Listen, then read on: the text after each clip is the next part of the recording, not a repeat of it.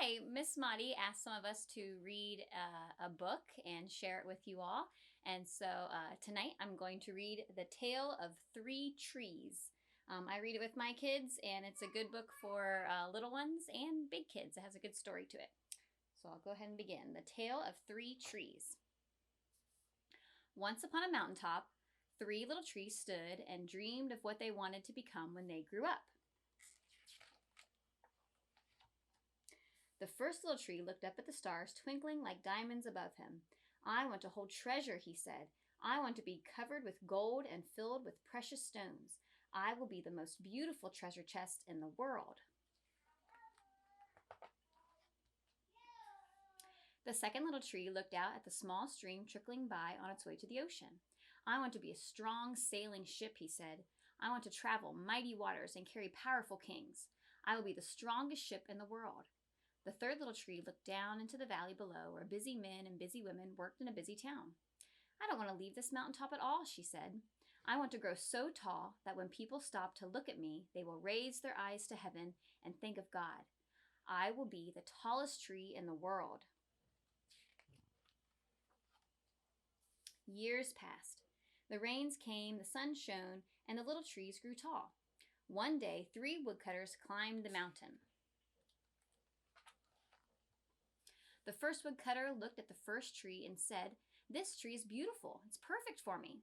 With a swoop of his shining axe, the first tree fell. "Now I shall be made into a beautiful chest," thought the first tree. "I shall hold wonderful treasure." The second woodcutter looked at the second tree and said, "This tree is strong. It is perfect for me." With a swoop of his shining axe, the second tree fell. "Now I shall sail mighty waters," thought the second tree. "I shall be a strong ship fit for kings." The third tree felt her heart sink when the last woodcutter looked her way. She stood straight and tall and pointed bravely to heaven. But the woodcutter never even looked up. "Any kind of tree will do for me," he muttered. With a swoop of his shining axe, the third tree fell.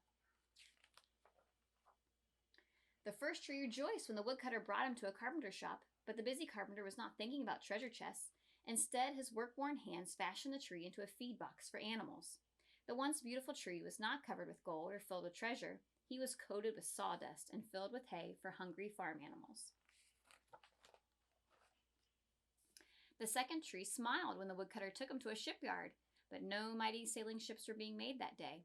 Instead, the once strong tree was hammered and sawed into a simple fishing boat, too small and too weak to sail an ocean or even a river. He was taken to a little lake. Every day he brought in loads of dead, smelly fish. The third tree was confused when the woodcutter cut her into strong beams and left her in a lumberyard. What happened? The once tall tree wondered. All I ever wanted to do was stay on the mountaintop and point to God. Many, many days and nights passed. The three trees nearly forgot their dreams. But one night, golden starlight poured over the first tree as a young woman placed her newborn baby in the feed box. "I wish I could make a cradle for him," her husband whispered. The mother squeezed his hand and smiled as the starlight shone on the smooth, sturdy wood. "This manger is beautiful," she said. And suddenly, the first tree knew he was holding the greatest treasure in the world.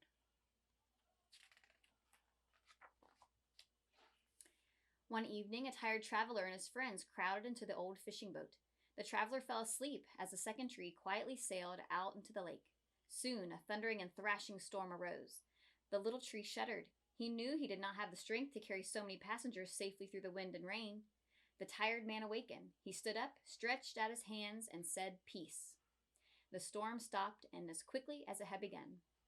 And suddenly, the second tree knew he was carrying the King of heaven and earth.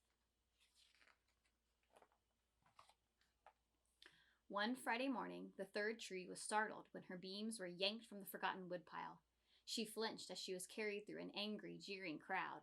She shuddered when soldiers nailed a man's hands to her. She felt ugly and harsh and cruel.